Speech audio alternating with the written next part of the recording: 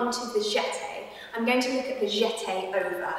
So I would start in the 5th position and I've got my right leg at the back. So for my jeté over, I'm going to take my right leg out to the side and then I'm going to land back down on the right leg with my left foot in the coup de pied derrière. So this is a jeté over because the leg is coming from the back, it's extending out to the side and then I'm landing back down onto that leg. If I was doing a jeté under, then I would start with that right leg at the front.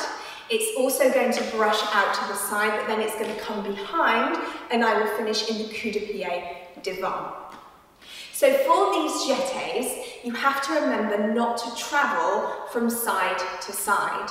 What you want to think about is from that 5th position, I'm going to take my leg out to the side and I'm going to land back down in the same position. So for example, out and in. So I've come right back to the same position and I haven't travelled to my leg. And that I see quite a lot when I'm teaching jetés to students.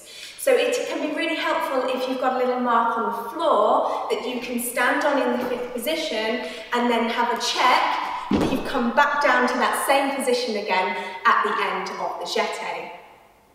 Remember that when you're leaving the floor, it's actually both legs that leave the floor.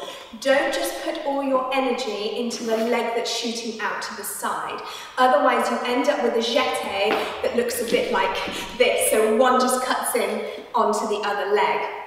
What you really want to think about is leaving the floor, which means you are going to have to use the energy and the plie on the other leg, so not just the leg that's brushing out to the side. So for example, I'm going to push into the floor as I extend my leg to the side, and I'm going to leave the floor before I come back down in the jeté. Let's have another look. So from here, I'm going to push down in the floor and then come down into the jeté. This is exactly the same if you're practicing the jeté under. So from here, you're going to brush into the floor, you're going to leave the floor before coming back down into the coup de pied devant. It can really help you if you think about stretching both feet.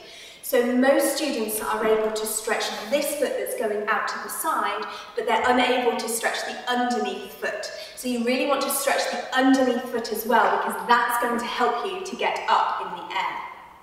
You also need to make sure that the leg that's going out to the side and coming back in is a sideways action, and it's not coming out and then coming over the top as it comes in.